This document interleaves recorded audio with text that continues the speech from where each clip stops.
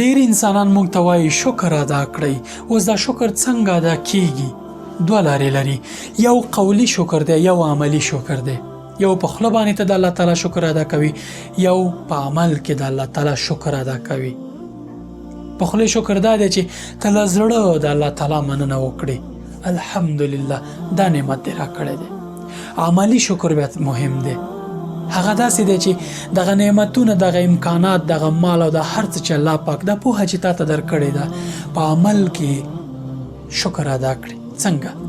که ته شتمن یې، دغه مال او امکانات چې الله پاک درکړي دي د غریبانو په مرسته کې وکاروي. که ته ډاکټر یې، په اخلاص باندې د خپل مریض درملنه وکړي. که ته عالم خپل علم نور انسانانو ته ورسوي. او که ته هر امکانات په ژوند کې لري د الله تعالی د مخلوق په ګټه کې وکاروي، دا عملی شکر دی. کله چې ته داسې کوي، الله تعالی تر تا ډیر غیرتي ذات دی. الله تعالی ته وایي چې ته کله زما بندگانو ته شکر ادا کولو باندې دغه خیر ښېګڼه رسې، نو زه تر تا ډیر د خزانو خاوند یم. ما سره تر تا ډیر امکانات دي.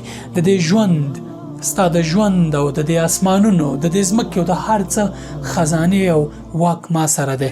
نو زه خو بیا تا ته ډیر دغه څه در کوم چې ته یې نورو ته ورکوي.